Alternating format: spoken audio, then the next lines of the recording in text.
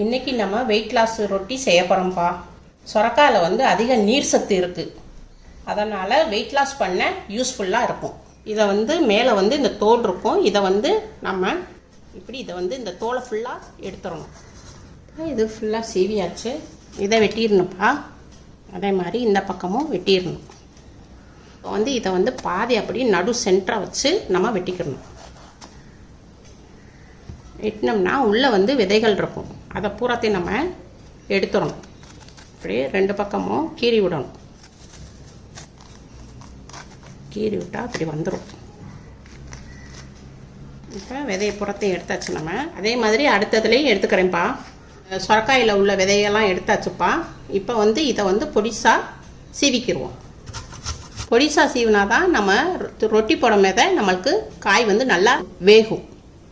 முழு காயுமே இந்த மாதிரி சீவி எடுத்துக்கிறேன். இப்போ ஃபுல் சொரக்காவும் சீவி எடுத்துக்கிட்டோம். இப்போ 2 கப்பு கோதுமை மாவு எடுத்துருக்கோம். இப்போ 1 கப்பு சீவின சொரக்காய், தேவையான அளவுக்கு உப்பு, கொஞ்சம் பொடியாக நறுக்கின கொத்தமல்லி, ஒரு பொடியாக நறுக்கின 2 பச்சை மிளகாய், கொஞ்சோண்டு ஓமம், கொஞ்சோண்டு மிளகுத்தூள், ஜீரண சக்திக்கு நல்லாயிருக்கும். இப்போ இதை புறத்தையும் மிக்ஸ் பண்ணி பிணைவோம். நம்ம திருகுன சொரக்காய் வந்து 1 கப்புனா 2 கப்பு மாவு எடுத்துக்கோங்க. ஏன்னா சொரக்காயில் வந்து தண்ணி சத்து நிறையா இருக்கிறனால அதவே வச்சு நம்ம பிசைஞ்சுக்கிட்டே இருக்கணும். நம்ம எக்ஸ்ட்ரா எந்த தண்ணியும் விடக்கூடாது.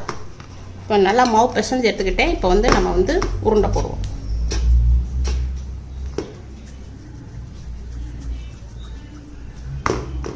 கொஞ்சம் மாவு தொட்டுக்கோங்க, கோதுமை மாவு தொட்டு இப்படி வச்சுக்கோங்க.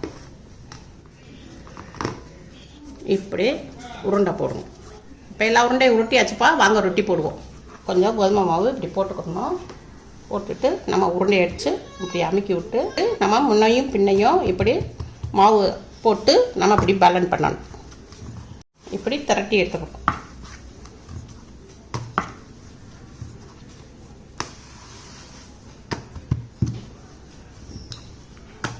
மாவு இப்படி அடிக்கடி நீங்கள் கொஞ்சம் போட்டுக்கோங்கப்பா. போட்டு இப்படி திரட்டிக்கோங்க. ஓரக்கரையை நல்லா மெல்லிசாக்கிக்கோங்க.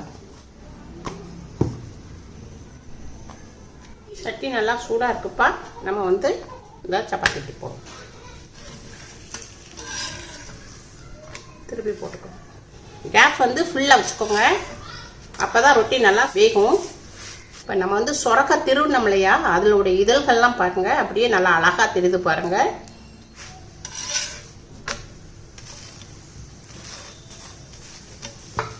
இப்படி ஓரக்கரையை அமுக்கி அமுக்கி வேக விடுங்க. எடுத்து நல்லா சாஃப்டாக இருக்குப்பா ரொட்டி.